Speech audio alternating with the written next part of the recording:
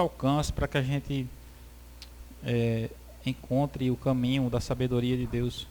Você estuda a Bíblia, você ora a Deus e pede a Deus. É uma passagem lá em Tiago que diz assim: aquele que necessita de sabedoria, faça o quê? Peça a Deus. Foi o que Salomão fez, né? Deus perguntou a Salomão: o que é que você quer? Salomão disse: me dê sabedoria. Então, de que forma é que Deus concede a sabedoria?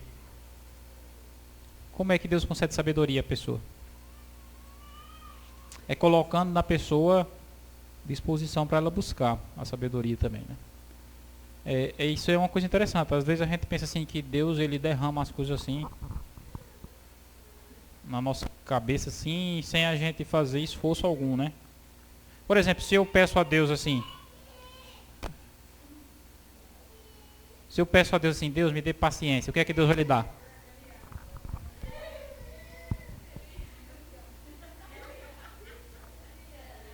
Deus lhe dá Eliabe para desafiar e fortalecer a sua paciência, né? Olha, é mais ou menos assim, né? Não sei se é difícil você entender. Se eu digo a Deus: Senhor, me dê força física, músculos, o que é que Deus vai lhe dar? Peso, você um caminhão de tijolo para você descarregar, entendeu? Uma enxada para você trabalhar, aí você pediu a ele força, pronto, ele vai, entendeu? Quando você pede sabedoria, o que é que ele lhe dá? O que é que ele lhe dá? Ele lhe dá um livro com 1000 páginas para você ler, entendeu? Aí você precisa o quê?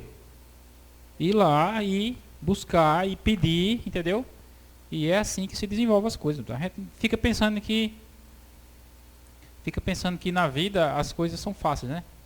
Aí tudo que é fácil na vida, tudo que é fácil geralmente é coisa ruim. As coisas boas são mais difíceis. Coisas boas são mais difíceis. Você precisa se esforçar. Você precisa pagar o preço para você alcançar as coisas boas na sua vida. Se você quiser ter o que ninguém tem, você precisa fazer o que ninguém faz. Gravou bem aí a frase?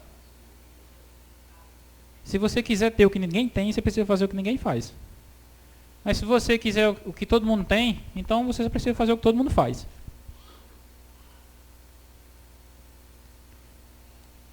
E às vezes você pensa não, que é preciso ficar ali, como é que se diz?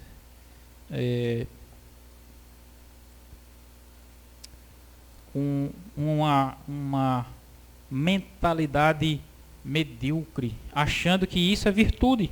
Algumas pessoas pensam que mediocridade é virtude. Elas pensam assim: não, eu sou doente mesmo, eu sou feio mesmo, eu sou pobre mesmo, né? E acham que isso é virtude. Não é assim que Deus vê os seus filhos, né? Ele quer que os seus filhos enfrentem desafios e superem e cresçam, entendeu? E alcancem degraus mais altos.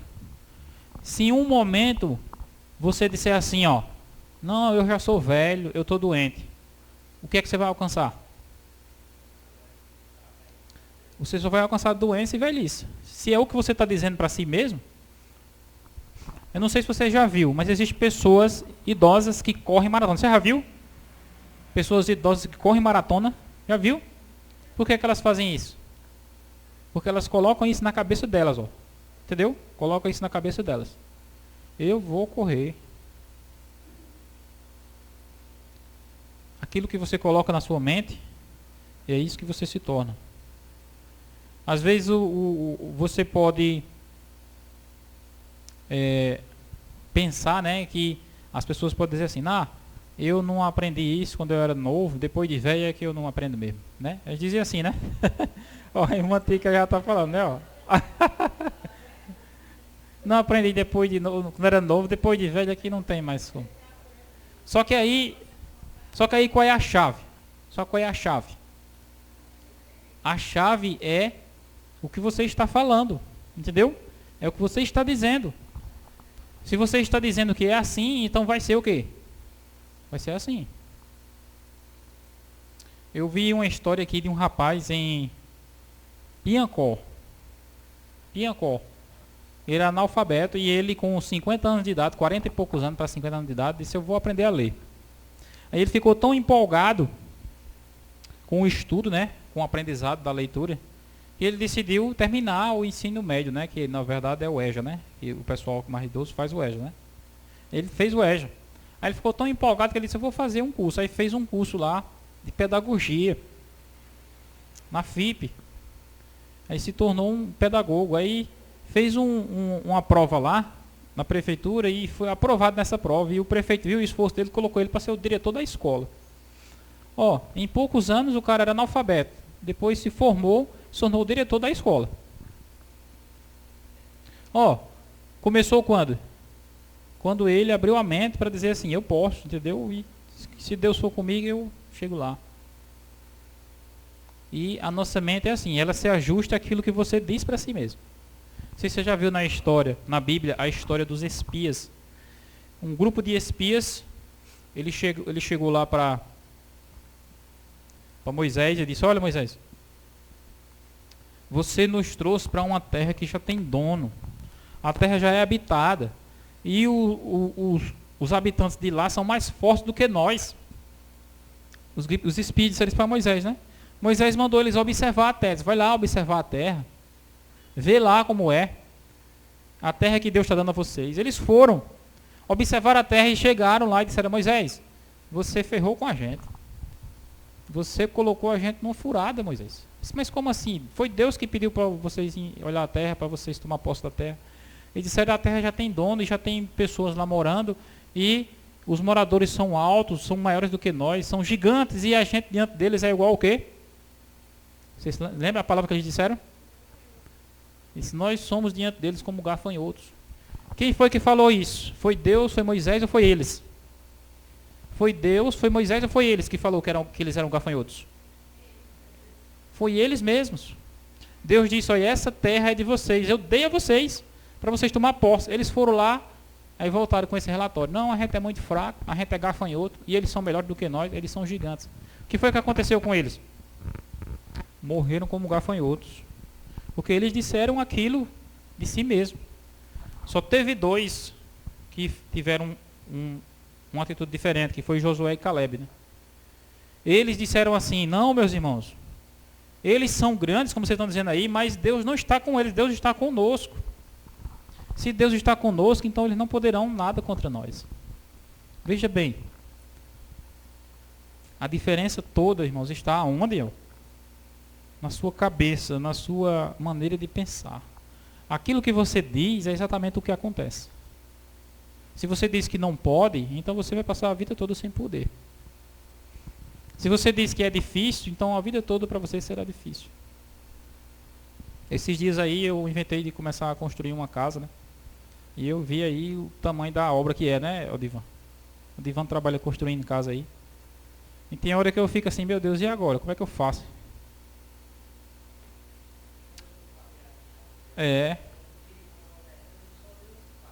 um desafio, é um desafio. Aí eu tava passando, não sei se foi aqui no centro ou foi no quartel, foi em algum canto que tinha um carro, aí tinha uma mensagem assim no carro que dizia assim: não é a vida que é dura, é você que é mole. As pessoas diziam assim: a vida é dura, né? Aí a mensagem dizia: não é a vida que é dura, é você que é mole. Ó, essa mensagem ela diz mais ou menos o seguinte: não é os problemas que são grandes, é você que é pequeno. O que você deve fazer? Você deve esperar os problemas diminuírem ou você deve crescer? Quando você cresce, o que é que acontece com os problemas? Eles diminuem, não porque eles diminuíram porque eles encolheram, mas porque você cresceu. Essa é a filosofia de Deus. Entendeu? Para mim, para você, para todos nós. Tem um versículo na Bíblia assim que diz o seguinte: tudo posso naquele que me fortalece. Então, quando você diz assim: eu não posso, é como se você dissesse assim: ninguém está me fortalecendo. Você está colocando a falha em Deus. Se você colocar na cabeça que Deus está com você e você pode, então Deus vai lhe mostrar, vai lhe guiar e vai fazer com que as coisas andem, vai fazer com que as coisas funcionem. É preciso ter fé, e é preciso ter confiança, e é preciso pagar o preço, entendeu? Pagar o preço. Você quer algo, você precisa pagar o preço por aquilo. Você precisa, fazer o que for possível para que aquilo seja realizado. Muitas coisas na sua vida você pode pensar, isso aqui é muito difícil, é impossível para que eu consiga. Não tem como. Mas basta que você pague o preço, e você corra atrás, e você se esforce. Algumas coisas você tenta uma vez, duas vezes, já desiste, né? Mas você só consegue as coisas se você persistir. Eu comecei a tocar violão, eu tinha 15 anos de idade. Hoje eu estou com 37. Fazem quantos anos? 22, né? 22 anos que eu comecei a tocar violão. Teve alguns amigos meus que começaram no mesmo período em que eu comecei. Aí eu percebi que eles não saíram do canto. Não saíram do canto. Por quê? Porque onde eles pararam, eu avancei. Entendeu? Quando eles pararam, eu avancei. Eu possuí já alguns violões. Meu primeiro violão, eu chamava ele a cerca de arame. Porque as cordas dele eram altas e eram duras como uma cerca. Nos meus dedos faltava pouco sair sangue, de tanto eu apertar. E eu pegava esse violão, eu ia para a calçada, da calçada eu ia para a mesa, da mesa eu ia para o muro, do muro eu ia para o quarto, do quarto eu ia para a rede. Onde eu estava com ele ali, e os meus dedos vermelho ali, e quanto mais doía, mais eu apertava. E na minha mente eu tinha um negócio, um dia eu aprendo. Naquela época era mini system, micro system, né? Os sons, né? Os aparelhos de som, né?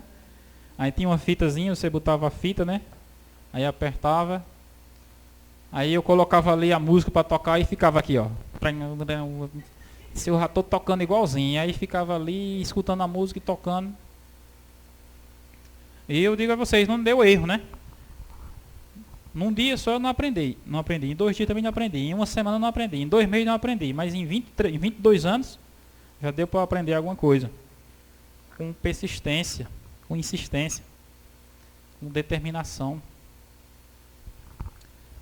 Algumas pessoas que eu ensinar a tocar violão disseram assim: rapaz, tu já está aprendendo isso aí, me ensina para eu aprender. Aí disse: eu vou aprender agora, eu vou lhe emprestar até meu violão. Aí eu fui emprestar o violão ao cara lá, né? Aí disse: rapaz, você vai aprender mesmo? Vou. Aconteceu 2 vezes isso e eu me arrependi de fazer isso. Eu disse: não, rapaz, é o seguinte, já que você quer aprender, eu vou lhe dar esse meu violão aí, porque eu já tinha outro, né? Eu vou lhe dar esse meu violão. O cara começou a aprender, aí não aguentou, porque é muito difícil aprender, entendeu? O instrumento é difícil, não é tão simples.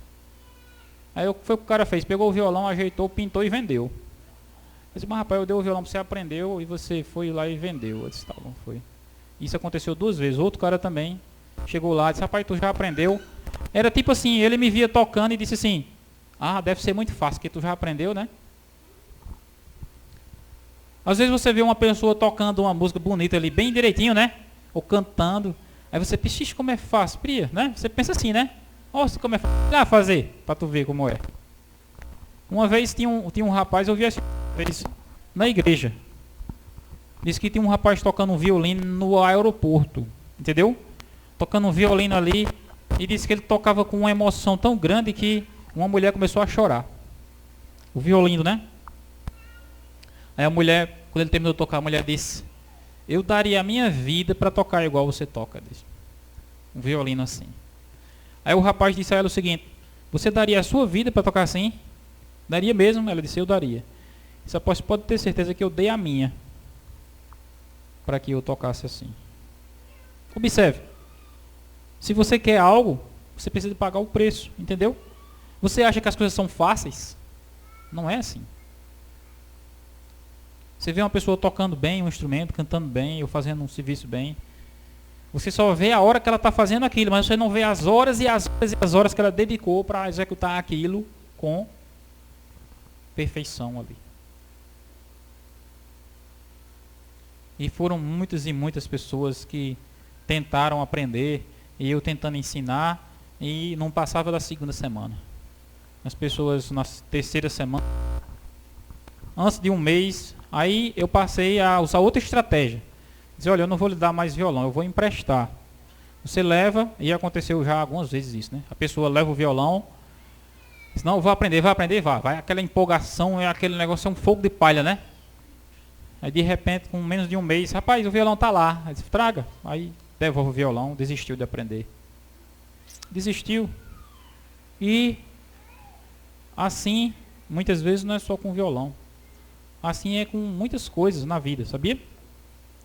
Você pensa assim, não, tem muitos empregos aí, mas o emprego exige que você se qualifique, exige que você se prepare, exige que você estude, exige que você se habilite para assumir determinada função. Mas aí você acha difícil, entendeu? Algumas pessoas às vezes chegam para arrumar um emprego, né? Aí o entrevistador pergunta, você faz o quê? Aí a pessoa diz, qualquer coisa aí. Qualquer coisa aí. Quem é que diz isso?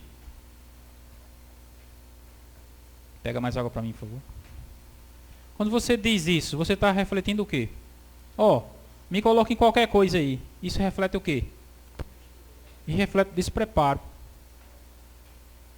Você pode dizer assim, olha, eu tenho habilidade nisso, porque eu me apliquei a isso e aquilo.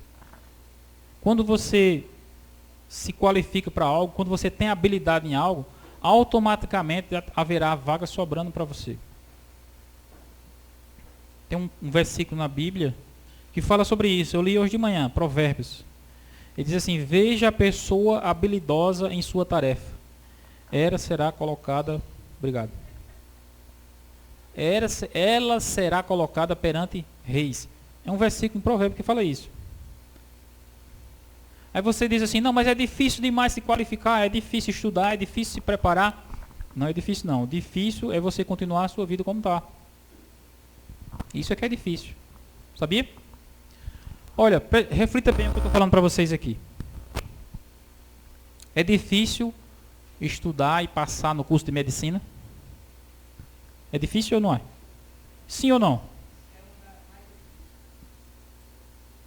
Aqui na Paraíba mesmo, o curso mais difícil é o curso de medicina e é o CFO, que é o oficial da polícia, né?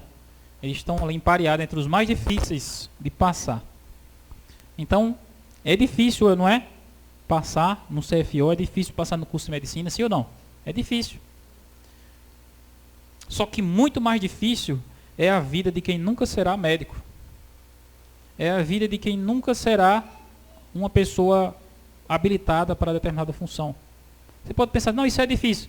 É difícil por um certo período de tempo que você vai se esforçar e aquilo vai exigir um esforço grande. Mas depois tudo será fácil, observe. Mas quando você não se esforça e você não conquista nada, então a sua vida toda ela é difícil. Não sei se você está conseguindo compreender bem isso. Isso daqui é apenas para levar uma breve reflexão. Para que você compreenda que tudo na vida tem o seu preço. Não existe almoço grátis. Você pode pensar assim, não tem, ali é de graça. Mas é de graça para você, alguém está pagando. Se alguém está pagando, teve um custo. A salvação, ela é de graça ou não? O que você acha? A salvação é gratuita ou não? É gratuita a salvação, mas ela teve um preço ou não? Ela teve um preço. Qual foi o preço da salvação? Foi um preço que dinheiro nenhum no mundo poderia pagar. Que se tivesse dinheiro no mundo, tivesse riqueza no mundo que pudesse pagar, então Jesus não precisaria ter morrido. A salvação é o maior dom que nós temos no nosso dispor, que é gratuito para nós, mas ao mesmo tempo é extremamente valioso, porque requereu a morte do Filho de Deus. E isso não tem preço. Eu quero que você abra a sua Bíblia, peço que você abra a sua Bíblia, se você puder aí, no livro de João. João capítulo 7.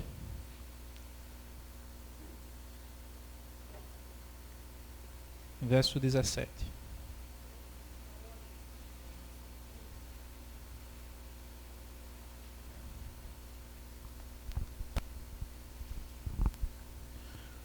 João capítulo 7, verso 17.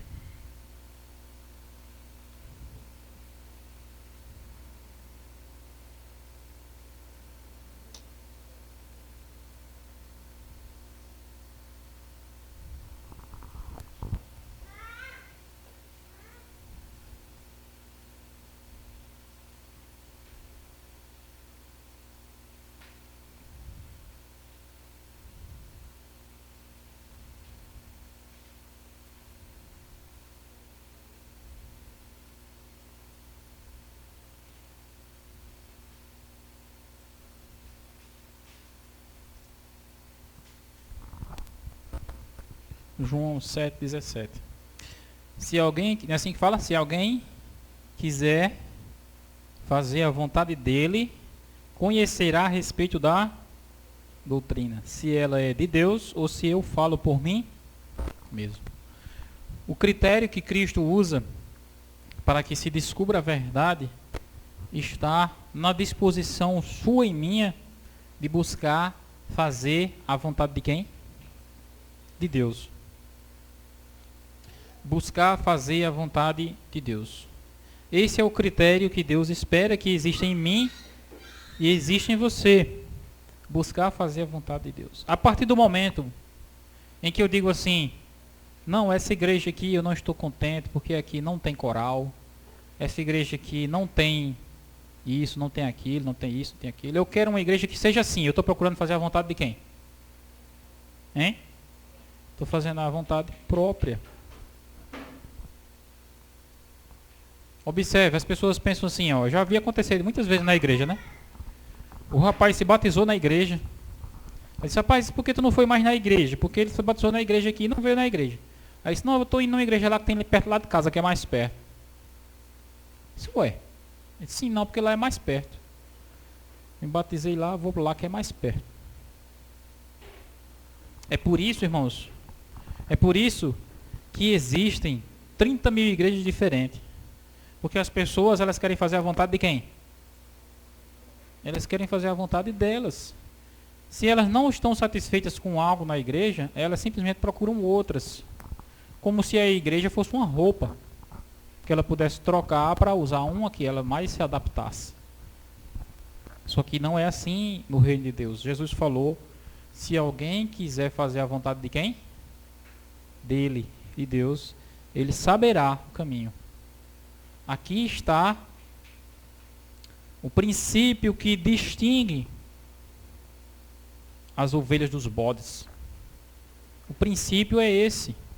Você não procura uma igreja porque lhe convém. Você procura uma igreja que seja segundo a vontade de Deus. Você pode pensar assim, essa igreja aqui é a que faz mais milagres. É a igreja onde as pessoas são mais ricas. Que não sei se você já viram, aqui em Passo mesmo tem umas igrejas que é só chegar naquelas pessoas nos carrão, né? Uns carros bonitos, umas mulheres tudo maquiadas, aqueles... Parecem umas artistas de filme, não é? Os pastores parecem uns apresentadores de televisão, não é? Os púlpitos parecem um palco de um teatro, assim, com aqueles carpetes, microfones... sistema de som, Wi-Fi. Aí você pensa assim, então aqui deve ser a igreja verdadeira, porque é um negócio tão organizado, tão bem feito, né? Não é bem assim. Se você procurar a igreja assim, você vai achar assim, entendeu? Igreja segundo o seu gosto. E muitas vezes a igreja que você faz parte é uma igreja que muitas vezes você não é tão bem tratado assim, né?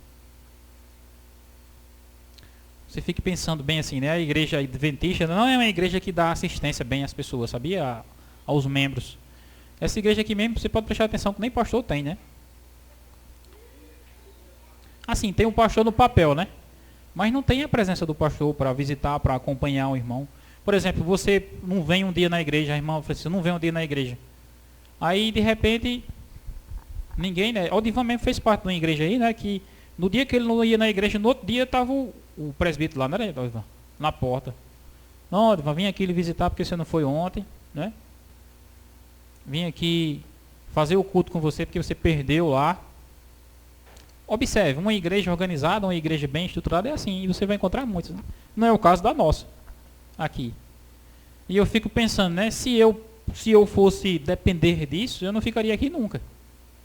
Não ficaria aqui nunca, né? Mas por que eu fico aqui? Por que você fica aqui? Por quê? Porque eu procuro fazer o quê? A vontade de Deus. A mensagem que eu conheci, e eu digo a verdade a vocês, eu já andei em igrejas, viu? Eu era católico, nasci católico, só via na igreja no domingo, eu fazia parte da Legião de Maria, rezava o texto todo dia. E eu rezava nas casas, com as beatas. Quando morria alguém, vamos lá rezar, rezava o texto, rezava o rosário. Dali, eu parti para uma outra igreja evangélica. Eu andei em diversas igrejas evangélicas. Recebi estudos da Testemunha de Jeová, recebi recebi visita, né? O estudo mesmo não deu para a gente ter porque eles não aguentaram. Eu começava a fazer pergunta, eles corriam. Não sei se vocês já viram os mormons. Já viram os mormons? Sabe quem é os mormons? É aquele pessoal que anda de 2 em 2, sempre é 2 homens, né? É difícil você ver uma mulher entre eles, sempre é homem, quase sempre é homens. E quase todos eles tem um nome lá que eles chamam. Qual o nome, rapaz? Eu estava lembrando aqui. Não, eles têm um nome. É tipo o nome de um anjo lá. E cada um deles tem esse nome. Muitos deles têm um nome. Eu disse, rapaz, todos vocês têm esse nome? Eles colocam esse nome. Aí eles começaram a andar lá em casa, me deram o livro. E eu comecei a estudar e comecei a conhecer todo tipo de religião que você imaginar, eu estudei. Fui na igreja batista, fui na igreja assembleia, mas não aguentei o barulho, né? Assim, eu respeito bem essas igrejas pentecostais que eles gostam de fazer esse negócio bem espalhafatoso, né? Tem uns que gritam, tem uns que pulam. E assim, muitos deles se sentem bem com isso, mas já eu não me sinto, né? Quando eu vi aquele barulho, quando eu vi aquele pula-pula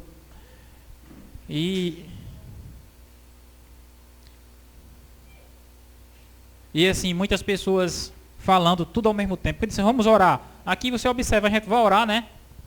E a gente começa a orar e os outros ficam em silêncio. Mas a igreja, quando começa a orar, os outros começam também, pronto. Aí fica aquele... É um negócio que eu não me senti bem. Olha bem, eu respeito a maneira como a pessoa adora, da maneira que ela aprendeu, né? Mas eu não sou obrigado ao quê? A aceitar aquilo como sendo certo e que deve ser daquela forma. E nem tanto por isso. O que me fez vir para a igreja adventista foi o fato de eu procurar saber qual é a vontade de Deus. E eu comecei a estudar, comecei a pesquisar, e eu comecei a ver que todas as religiões, elas têm litígio. O que são litígios? O que é litígio? São opiniões diferentes. Todas as religiões têm.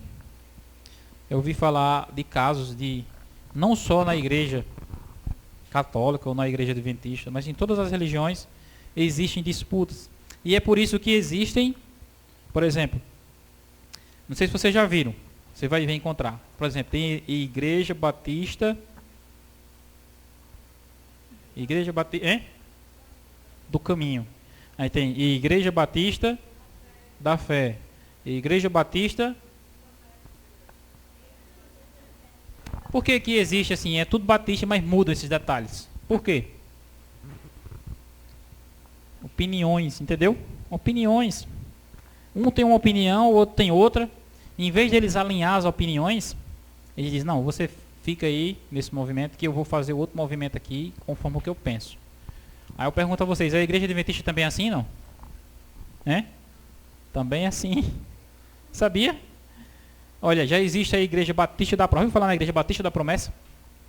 Ou igreja adventista da promessa? Existe a igreja adventista da promessa, que é uma igreja adventista pentecostal. Porque um irmão lá disse que a igreja adventista estava muito parada, muito silenciosa. Os irmãos não dizem amém, os irmãos não dizem aleluia. E tinha que dizer aleluia porque ele vinha daquela herança pentecostal, entendeu, líder? Ele vinha daquela herança ali de barulho. E ele queria colocar aquilo na igreja, mas quando ele foi falar com o pastor concordou ou não? O pastor concordou que devia mudar aquilo e fazer com que a igreja tivesse mais animação. Ele não concordou. O que aconteceu? O irmão foi lá, abriu outra igreja, criou a igreja adventista da promessa. Você pode pesquisar que tem lá. Pronto, existe uma igreja assim. Muitas pessoas se agradam com isso. Exatamente.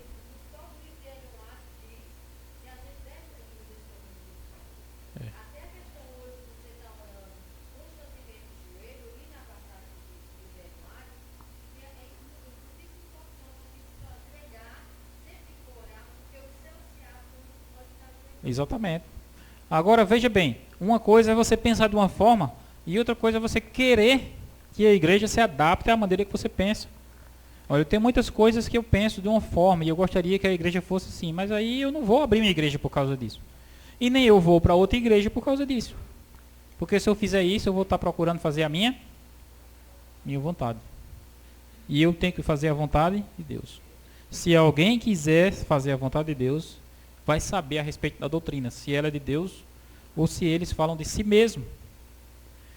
Nos Estados Unidos surgiu a Igreja Adventista Kinship, já ouviu falar? Igreja Adventista Kinship. Nunca ouviu falar nessa igreja? É uma igreja formada só por adventistas homossexuais. Eles foram disciplinados na igreja. Aqui já aconteceu o caso, né, de irmãos homossexuais que foram... Eles próprios pediram para se desligar, né? Mas lá nos Estados Unidos não existe isso. Não existe esse negócio de você dizer assim, ó, foi eliminado. Não, lá a legislação protege a pessoa. Aí a pessoa, de certa forma, fica excluída ali, mas continua fazendo parte da igreja. Aí esses irmãos se reuniram lá e criaram um movimento chamado Adventista Kinship, que é uma igreja adventista formada por homossexuais e lésbicas. E recebe esse tipo de pessoa, entendeu? Mas recebe de que forma? Venha que aqui você pode continuar sendo o que você é. E na igreja adventista não. Você precisa deixar, se você é homem, tem que ser homem. Se é mulher, tem que ser mulher. Não tem esse negócio de dizer que você tem como é que chama lá? A ideologia, né? Que é o que o mundo quer que as pessoas façam. Olha, eu não quero entrar nesse ponto aqui para não debater sobre isso. Eu só quero dizer a vocês que existem, entendeu? Litígios, debates. A própria igreja adventista, ela tem uma disputa acirrada acerca do ministério pastoral de mulheres. Que uma região lá da Europa, se eu não me engano, na Noruega, tem alguns lugares lá que eles estão nomeando mulheres para ser pastoras.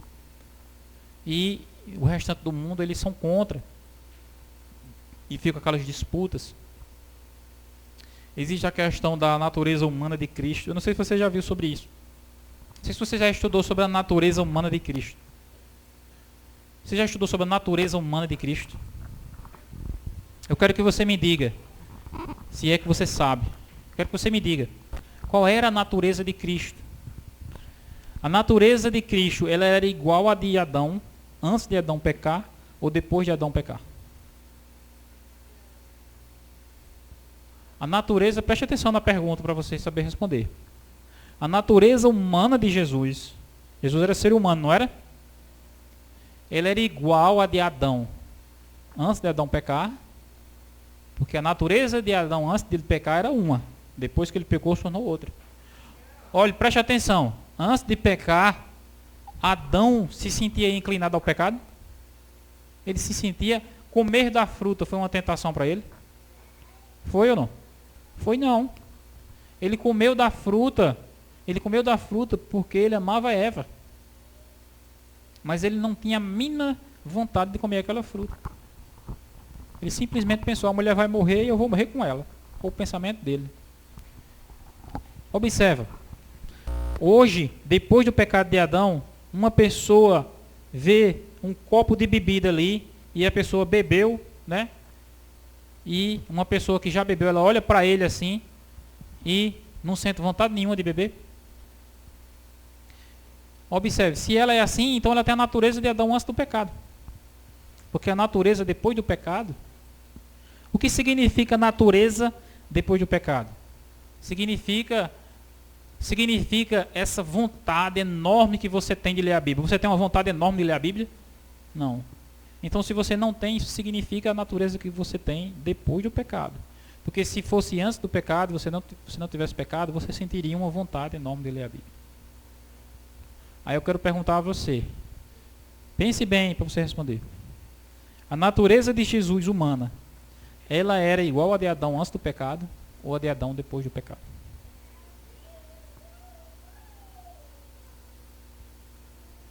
O que é que você acha?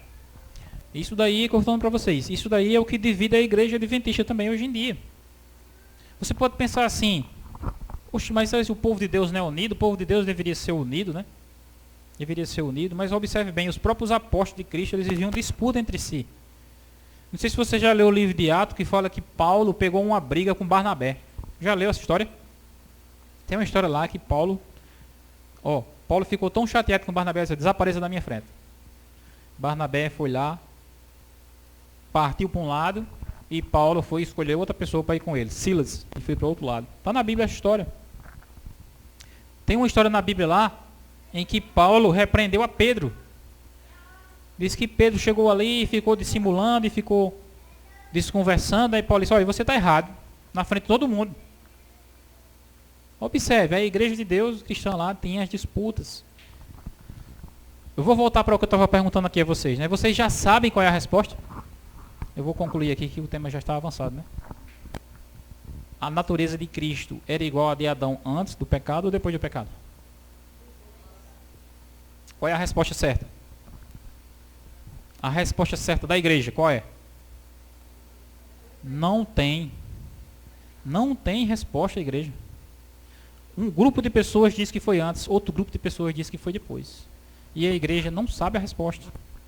Aí você pensa assim, mas não deveria saber? Mas não tem como a igreja definir sobre isso, porque não existe posição oficial sobre isso. Aqui no Brasil, todos os teólogos dizem que foi antes. Mas já nos Estados Unidos, muitos teólogos dizem que foi depois. Entendeu? Aí ficam, uns pensam assim que foi depois e outros pensam que foi antes. Mas eu quero perguntar a você, qual é a implicação disso? Qual é a importância disso? A importância disso... Vai para lá, vá.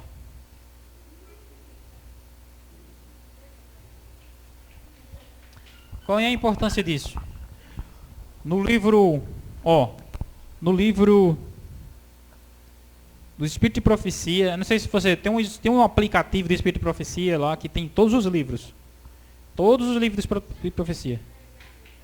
Se ele ficar correndo para cá, ele não vai dar certo não.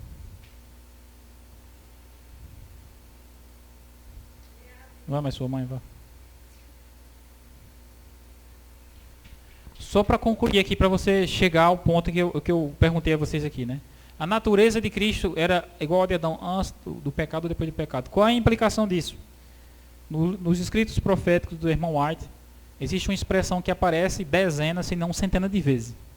Que é a expressão que diz assim, vencer como Jesus venceu. Se você tiver esse aplicativo, você pode pesquisar lá, aplicativo de Ellen White, aí você pesquisa a expressão vencer como ele venceu, vencer como Jesus venceu. Essa expressão vai aparecer dezenas de vezes. A irmã White, ela fala que eu e você devemos vencer como Jesus venceu. Mas se Jesus tinha a natureza de Adão antes da queda, eu posso vencer como ele venceu? Preste atenção. Se Jesus ele veio ao mundo com a natureza de Adão antes de pecar, eu posso vencer como ele venceu? Preste atenção, você não entendeu a pergunta, não entendeu ainda. Preste atenção. Se Jesus tinha a natureza de Adão antes do pecado, significa que a minha natureza é igual? Não. Então eu posso vencer como ele venceu? Não, porque a natureza dele não é a mesma minha. Mas se ele veio com a natureza de Adão depois do pecado, significa que é a mesma minha natureza. E aí está a disputa, entendeu?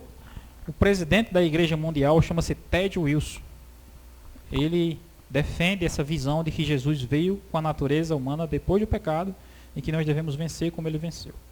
As pessoas que acreditam que Jesus veio com a natureza humana antes do pecado, elas acreditam que a gente não deve se esforçar para vencer nada. A gente só deve ter fé em Cristo, porque Cristo já venceu e tudo bem, e a gente não precisa vencer nada. Observe bem, entendeu? Aí você reflita sobre isso.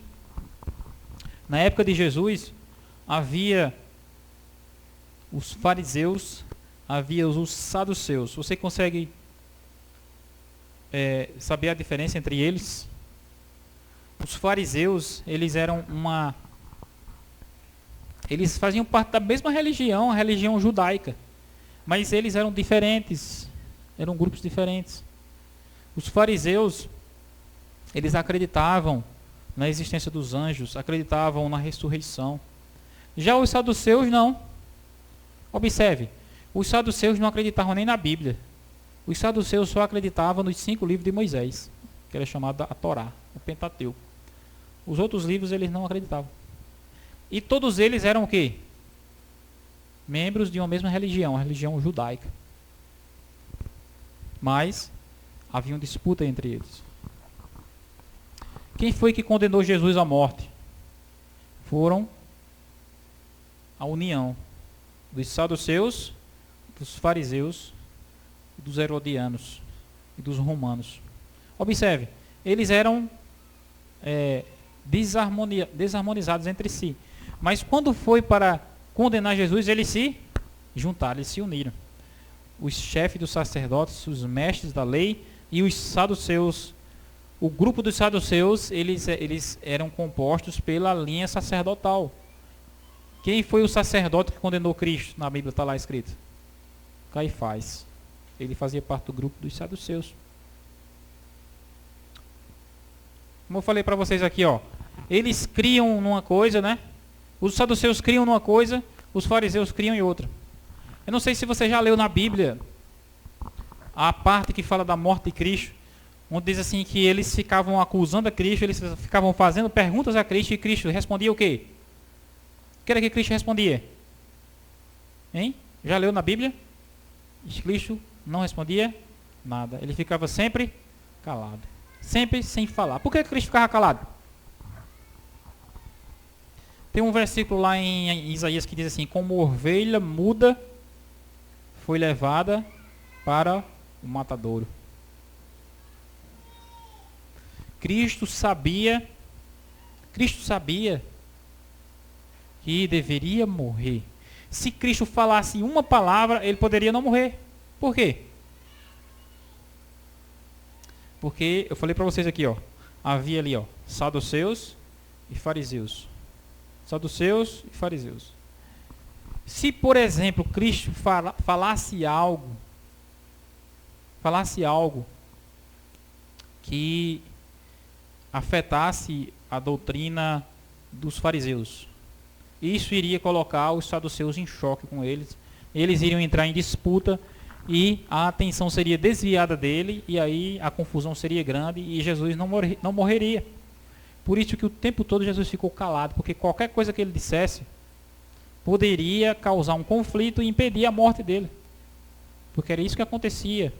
Se você for ler o livro de Atos dos Apóstolos, foi isso que aconteceu com Paulo.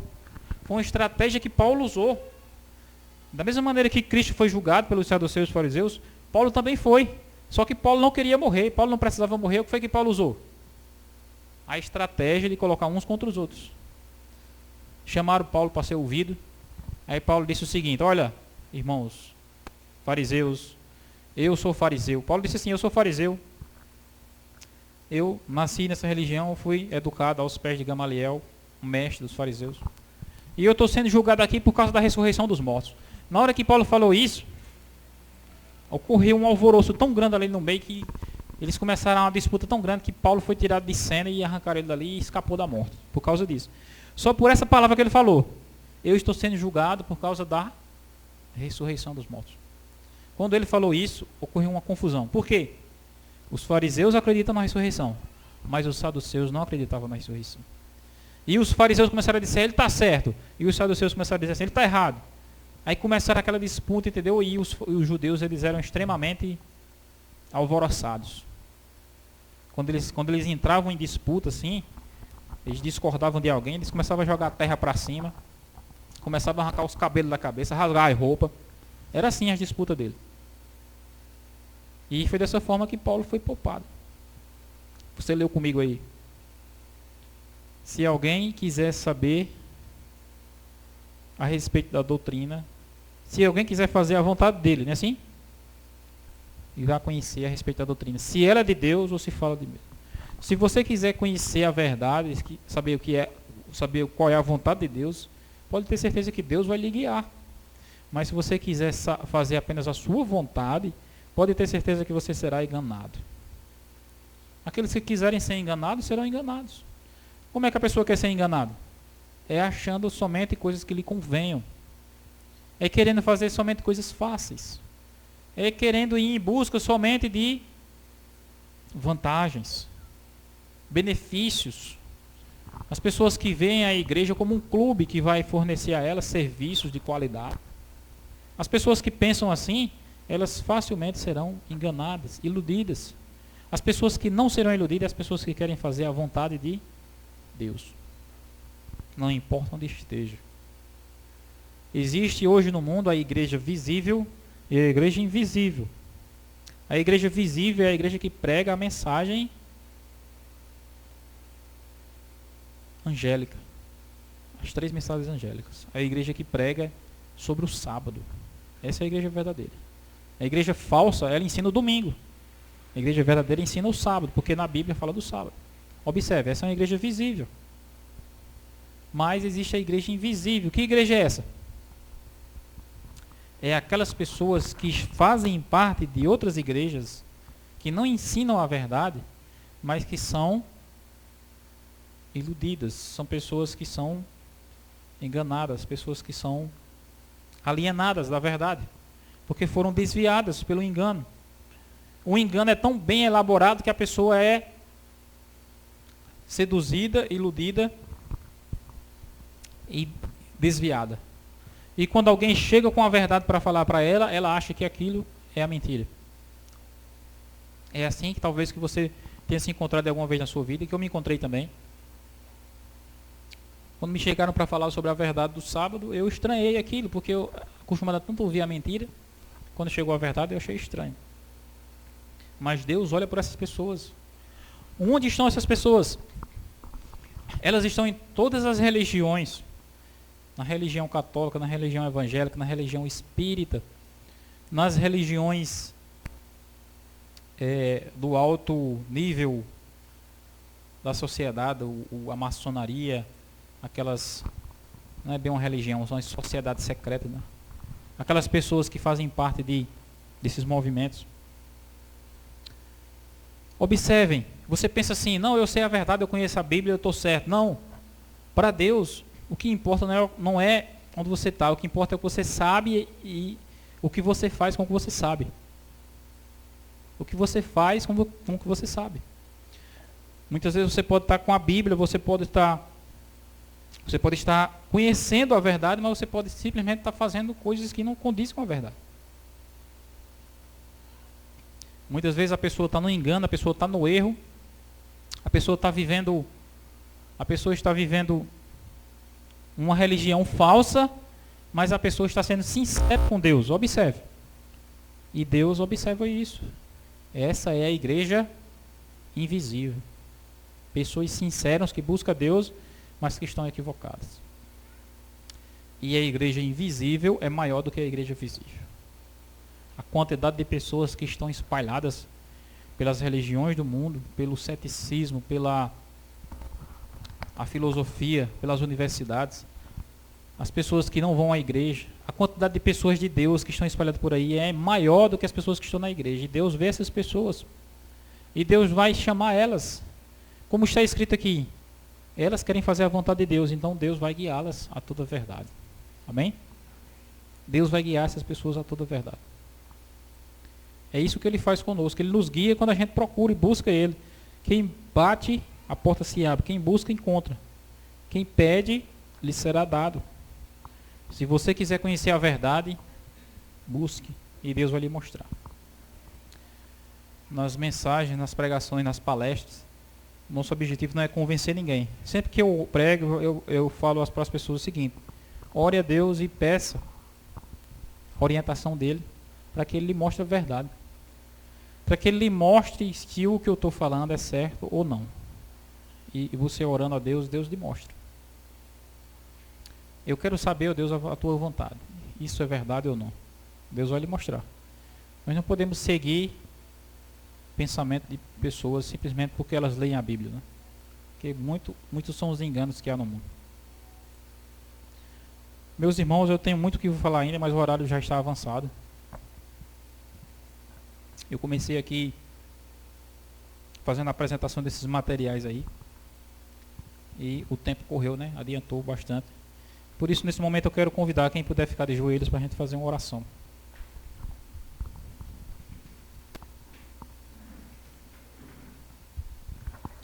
Senhor Deus e Pai Todo-Poderoso, nesse momento estamos aqui prostrados aos Teus pés para Te agradecer pela Tua palavra que nos traz luz. Que o Senhor venha nos trazer a força, a sabedoria, o discernimento, o entendimento. Venha nos ajudar, ó Deus, a buscar o melhor. Para isso que o Senhor nos chama. Não esperemos coisas fáceis. Não esperemos coisas pequenas. Que nós venhamos buscar o melhor para Ti. Fazer o melhor, dar o nosso melhor. Nós viemos buscar, ó Deus, a Tua vontade acima de tudo. Como está escrito aqui na Bíblia, a gente leu, e viemos fazer disso a nossa regra de vida. Buscar a vontade de Deus acima de tudo. Que o Senhor venha nos guiar, conforme o Senhor promete aqui,